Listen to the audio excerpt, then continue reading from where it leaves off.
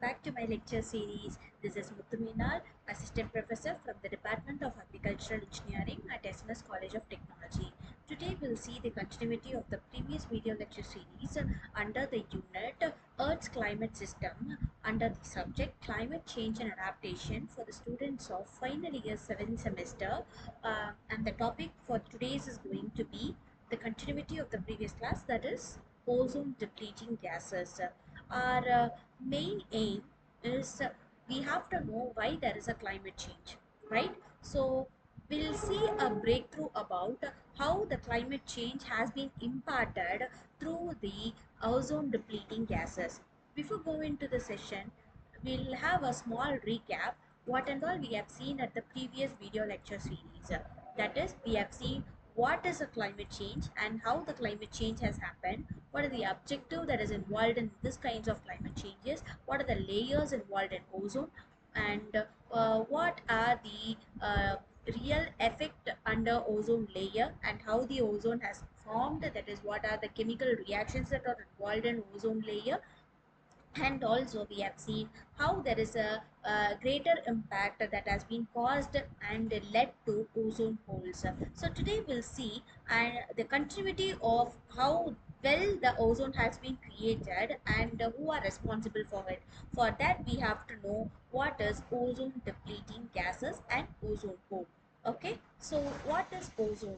It is nothing but a layer of oxygen molecules, that is three oxygen atoms together form O3 that usually gets activated due to the chlorine activation, which is controlled by polar stratospheric clouds that depend upon the temperature.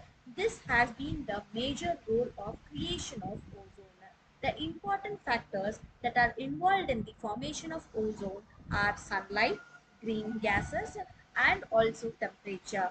So the Arctic also has an ozone hole, but it has a greater total column ozone than in the Antarctic because of dynamical resupply of ozone that causes the lesser in the layer of ozone availability. That means O3 gets lost.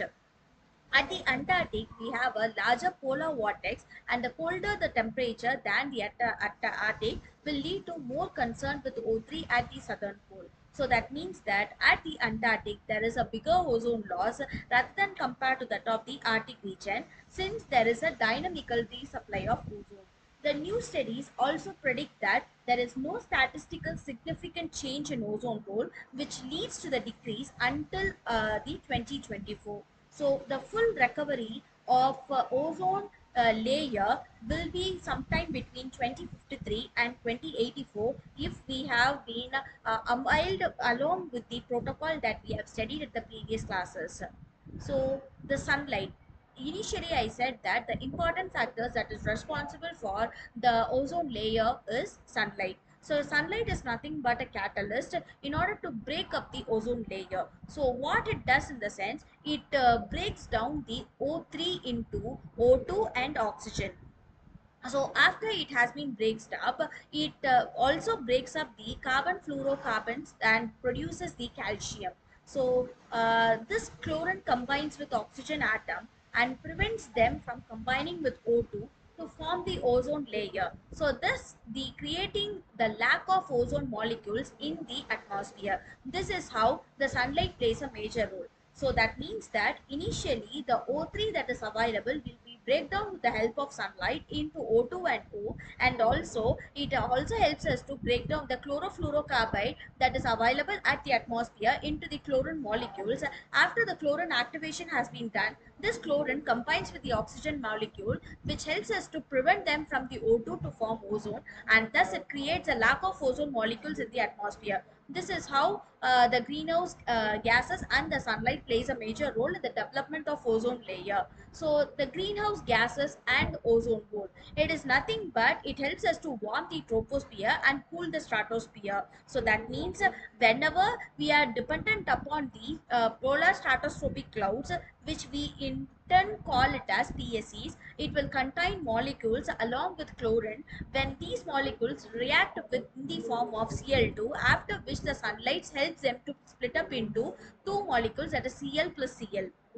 So this will only form at the colder stratosphere. So the global warming is effective, enhancing the ozone depletion, and this will help us to stop the emission of greenhouse gases now and also does not get rid of them in the right way. So here we have to note down that the CFCs have remained in atmosphere even after emission, and it will help to get ceased due to Montreal Protocol. That is, this Montreal Protocol has been come into existence with the help of government. So the lifetime of this Montreal Protocol is the 65 to 400 years. The main players here are CFCs, CO2 and H2O. So this is what we have seen, and we can correlate them with the ozone hole and the ozone layers. This is what I have prepared for today's class. If you guys have any kind of deviation or doubts, you guys can ping me anytime. See you at the next class. Thank you.